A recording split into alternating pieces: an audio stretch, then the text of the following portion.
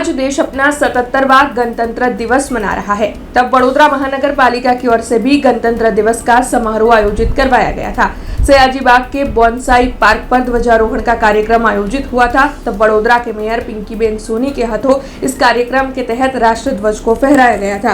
राष्ट्रगान का गान करते हुए वहां पर मौजूद सभी की ओर से तिरंगे को सलामी दी गई थी। तब आपको ये भी बता दें कि इस कार्यक्रम में वडोदरा के म्युनिसिपल कमिश्नर अरुण महेश बाबू के साथ डिप्टी मेयर चिराग पारोट, स्थायी समिति के अध्यक्ष डॉक्टर शीतल मिस्त्री, साथ ही काउंसिलर्स और अन्य पदाधिकारी मौजूद रहे थे और इस दौरान देशभक्ति का माहौल बना हुआ भी दिखाई दिया था।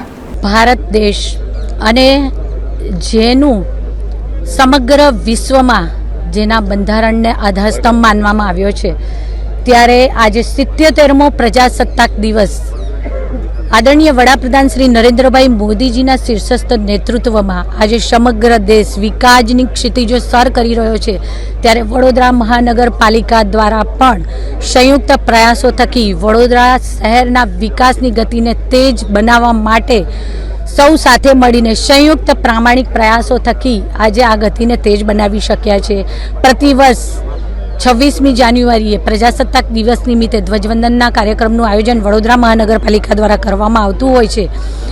વડોદરા શહેરના શ્રીમંત રાજવી સર સયાજીરાવ ગાયકવાડજી દ્વારા વડોદરા શહેરને આપવામાં આવેલું એક ઉત્તમ અનુપમ નજરાણું એટલે કે સયાજી બાગ, આજે આ સયાજી બાગ ખાતે વડોદરા મહાનગરપાલિકા દ્વારા 77મા પ્રજાસત્તાક દિવસની ઉજવણી નિમિત્તે ધ્વજવંદનના કાર્યક્રમનું આયોજન કરવામાં આવ્યું હતું। हमसे जुड़े रहने के लिए हमारे YouTube चैनल को सब्सक्राइब करें और नई वीडियो की नोटिफिकेशन के लिए बेल आइकॉन को दबाएं।